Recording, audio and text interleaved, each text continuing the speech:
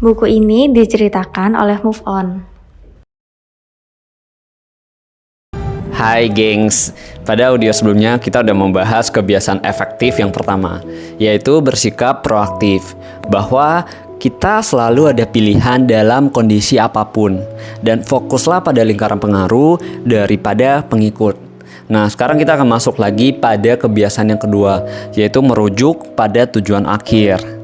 Nah gengs, misalnya kalau kita pergi jalan-jalan, kita nggak tahu jalan dan kita nggak ada peta. Bagaimana mungkin kita sampai pada tujuan? Dalam kehidupan seseorang, jika selalu tidak ada tujuan, maka tidak akan ada arah hidup. Selalu memiliki tujuan dalam melakukan setiap hal itu sangat penting, gengs. Menurut Stephen Covey, jika kita udah menentukan tujuan dalam melakukan sesuatu, maka tujuan ini akan melalui dua proses ciptaan. Jadi pertama kali adalah ciptaan saat di otak. Yang kedua adalah secara tindakan atau secara action kita. Ini mengingatkan kita bahwa saat mau melakukan sesuatu, jangan langsung bertindak, gengs. Tapi seharusnya kita mikirin dulu dalam otak atau pemikiran kita, barulah melakukannya. Misalnya gengs, kalau kita mau bangun sebuah rumah, kita pasti kan akan rencana dulu dalam pemikiran kita. Ntar misalnya mau berapa kamar, mau dicat warna apa, dapur mau di mana. Setelah itu baru kita gambarkan dan kita kerjakan. Jika kita langsung mengerjakan tanpa berpikir, bisa bayangkan hasilnya akan menjadi seberapa parah, gengs. Sama juga dalam kita bekerja sehari-hari, gengs. Saat kita mendapatkan target dari sebuah tugas, langsung kita kerjakan tanpa berpikir dulu, ada kan? Dan kadang-kadang kita akan mengulang berkali-kali dan waktu terbuang. Ini sangat gak efektif kan? Misalnya target penjualan bulan ini adalah 10 juta. Berapa banyak dari kita yang akan langsung memulai jualan? Bukannya lebih baik kalau kita menenangkan diri dulu untuk berpikir dan merencanakan bagaimana saya bisa dengan lebih cepat mencapai hasil ini. Saya harus jual di mana, saya harus jual barang apa biar lebih cepat, satu hari saya harus jual berapa banyak, dan lain-lain. Jadi saat kita mendapatkan sebuah target, ingat bahwa lewatin dulu proses melalui otak kita, baru dikerjakan. Termasuk kehidupan kita. Nah, dalam menjelaskan kehidupan ini, Covey memberikan sebuah perumpamaan yang klasik, gengs. Covey mengajak kita untuk membayangkan, andaikan suatu hari kalau kita meninggal dan kita sendiri menyaksikan acara pemakaman kita sendiri. Terus keluarga kita datang, rekan-rekan kita datang, teman kita datang. Terus mereka masing-masing kan akan menyampaikan kesan mereka tentang kita. Menurut kalian, gengs, apa yang akan mereka sampaikan tentang diri kita? Atau apa yang akan kita harapkan dari penyampai mereka? Kita meninggalkan nilai apa bagi mereka? Apakah lebih banyak kebaikan atau keburukan? Mereka akan sangat sedih, nangis, sambil menceritakan kebaikan kita, atau mereka biasa-biasa saja, tidak menceritakan apa-apa, bahkan banyak yang tidak ikut menghadiri. Yang mana yang kita harapkan, gengs? Apa yang kita ingin tinggalkan? Jadi saat saya baca ini, saya merasa aneh ya, membayangkan kita meninggal dan apa yang orang lain sampaikan pada kita, ya kan? Tapi menurut Covey, dengan memikirkan seperti ini, kita akan lebih mau merencanakan dan menjalankan kehidupan kita dengan lebih bernilai, dengan penuh misi, tujuan, prinsip, dan lebih terarah. Ya kalau dipikir-pikir, ya memang ada benarnya juga. Jadi poin pertama dari merujuk pada tujuan akhir adalah selalu memiliki tujuan akhir untuk memulai sesuatu. Poin kedua adalah mengajak kita untuk berpikir hidup kita sebenarnya harus berpusat pada apa. Sebenarnya poin pembahasan ini saya merasa cukup sulit untuk dipahami, gengs. Tapi patut untuk kita berpikir secara mendalam agar hidup kita benar bisa lebih efektif dan lebih berarti. Kehidupan kita akan dipenuhi dengan banyak hal seperti kerja, keluarga, pasangan, uang, kesenangan pribadi, harta, teman, diri sendiri, atau lain-lainnya lagi. Gengs, apakah kita pernah berpikir hidup kita sebenarnya akan berpusat pada apa? Kita harus fokus pada apa? Kita akan menitik beratkan pada apa? Ada yang mungkin hidup berpusat pada uang. Tujuan hidup adalah ingin kaya, ya kan? Ada kan? Terus ada yang mungkin berpusat pada keluarga. Saya ingin membahagiakan keluarga dan orang tua. Ada yang mungkin berpusat pada ingin menjadi seseorang yang terkenal. Dan ada yang membagi tahapan kehidupan. Misalnya pada 18 sampai 21 tahun saya ingin fokus kuliah. Pada 21 sampai 30 saya fokus pada kerja. 31 sampai 40 saya fokus pada keluarga dan seterusnya. Ya kan? Menurut Covey, hidup seharusnya tidak berfokus pada salah satu hal saja. Mengapa? Misalnya seperti ini, gengs, penjelasannya. Saat seseorang hanya berfokus pada pasangan, apa efeknya? Yaitu saat diajak sama teman, dia bilang, saya harus temanin pasangan. Jadi dia akan jarang hadir dalam perkumpulan. Akibatnya, pergaulan sosialnya akan berkurang. Saat dia diminta lembur, dia juga akan nolak karena mau kencan dengan pasangan. Kesempatan promosi atau naik gaji akan hilang, ya kan? Ini adalah contoh yang hanya fokus pada pasangan.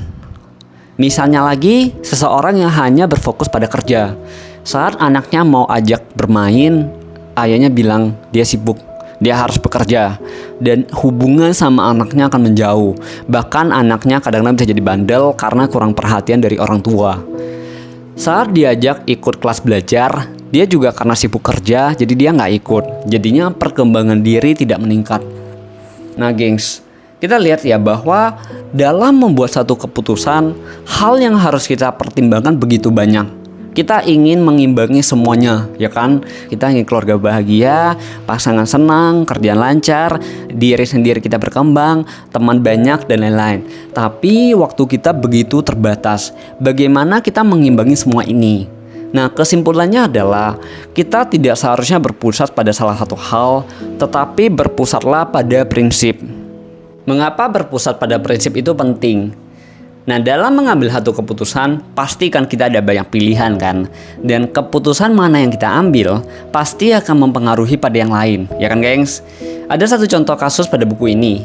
Seandainya nih, pada hari Minggu, kita sudah mengajak pasangan untuk nonton film. Pasangan kita sangat senang. Sudah siap berangkat, tiba-tiba ada telepon dari kantor. Bos bilang ada pekerjaan mendadak yang sangat penting dan sekarang harus masuk. Apa yang akan kita pilih, gengs? Ada banyak pilihan dan banyak pertimbangan kan. Kita lihat beberapa pertimbangan dari pilihan kita. Jika kita mengambil keputusan yang berpusat pada pasangan, kita akan bilang ke bos, maaf saya tidak bisa tinggal karena hari ini saya udah ada janji untuk mengajak nonton.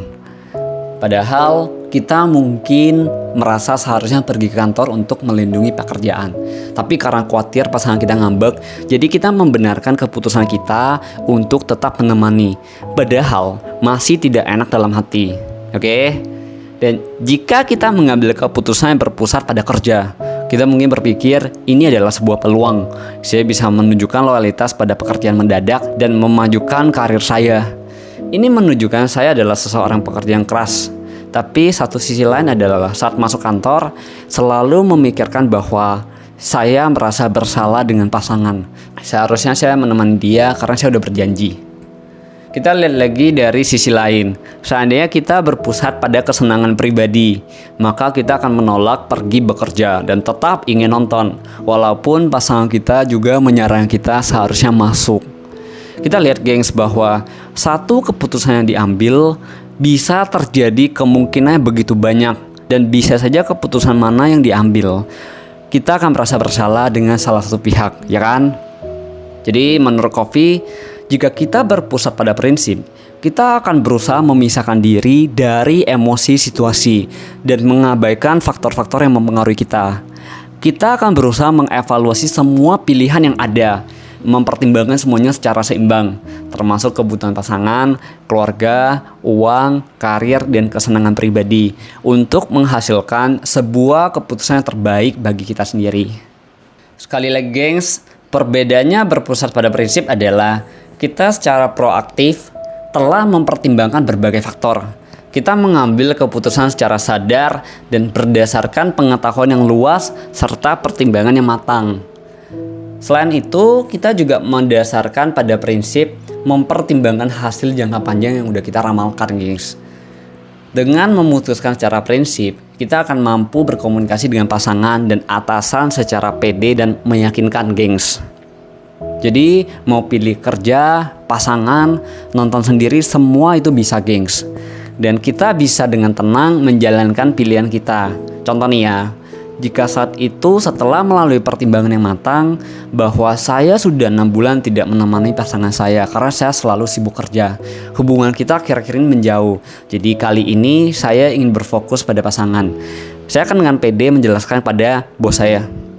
Contoh lagi gengs, setelah melewati pertimbangan yang matang, saya merasa ini adalah kesempatan yang baik untuk menunjukkan performa. Saya ingin karir saya lebih maju lagi, saya ingin membanggakan pasangan saya secara karir, dan saya memilih untuk masuk saja. Dan saat ini kita bisa dengan antusias menjelaskan dengan pasangan tanpa merasa bersalah. Jadi sekali lagi, seseorang yang berpusat pada prinsip tidak akan monoton hanya fokus pada satu atau dua hal saja. Tapi setiap keputusan mungkin berfokus pada hal-hal yang berbeda, mengikuti kondisi yang ada dan pertimbangan yang benar-benar luas dan matang. Akhirnya kita sendiri akan merasa tenang dan puas dengan keputusan kita. Apapun yang kita kerjakan gengs, kita bisa benar-benar fokus dan menikmati. Kita mempunyai rasa aman yang tinggi dan pedoman yang kokoh dan tidak akan mudah diganggu-gugat. Karena kita memiliki fondasi kehidupan yang proaktif. Ini adalah penjelasan Stephen Covey mengenai seseorang yang bisa berfokus pada prinsip dirinya sendiri. Jadi yang dijelaskan tadi adalah kebiasaan efektif yang kedua, merujuk pada tujuan akhir. Kita sekarang akan masuk lagi pada kebiasaan efektif yang ketiga, yaitu dahulukan yang utama. Nah gengs, waktu kita setiap hari hanya ada 24 jam. Namun yang harus kita lakukan begitu banyak. Selain waktu untuk makan, tidur, kerja, kita masih harus nonton, jalan-jalan, hiburan, browsing, nemanin orang tua atau anak, ibadah, dan lain-lain. Banyak kan? Terus gengs, apakah pernah mengalami hal tertentu yang lupa dikerjakan padahal itu penting? Atau merasa satu hari udah lewat dengan begitu cepat padahal saya hari ini gak merasa melakukan apa-apa? Ya ada kan, saya kadang-kadang juga merasakan seperti ini dan saya yakin banyak dari kita memiliki pengalaman yang sama. Jadi Covey memberikan sebuah cara yang dinamakan manajemen waktu. Di audio ini akan dijelaskan secara singkat. Kalau misalnya teman-teman ingin mendengarkan versi yang lebih rinci, bisa dengar pada buku manajemen waktu. Nah, menurut Covey, semua tugas yang kita kerjakan pasti ada tingkatan seberapa penting dan seberapa urgent. Urgent berarti ada tugas yang harus segera dikerjakan. Dan yang tidak urgent berarti nggak kerjakan dulu nggak apa-apa. Kalau elemen yang penting, kita bisa mengasumsikan bahwa pekerjaan ini secara langsung mempengaruhi performa kerja kita atau kehidupan kita. Atau ada juga yang nggak begitu penting, yaitu pekerjaan yang tidak membawakan dampak yang besar. Jika kedua elemen ini dipasangkan, maka akan menghasilkan 4 kategori tugas. Tugas yang A yaitu yang penting dan urgent. Tugas yang B adalah yang penting tapi tidak urgent. Tugas yang C adalah yang tidak penting tapi urgent. Dan tugas yang D adalah yang tidak penting dan tidak urgent. Tugas kita geng setiap hari pasti bisa kita kelompokkan dalam 4 kategori ini. Setelah kita kelompokkan, kita kerjakan dari yang paling prioritas hingga yang paling terakhir. Kita membahas secara lebih rinci lagi tentang 4 tugas ini gengs. Nah, dari keempat tugas ini, tugas yang D tidak penting dan tidak urgent harusnya kita kurangi dilakukan atau dilakukan saat memiliki waktu yang santai atau liburan, seperti kita bermain sosmed, bermain games, nonton.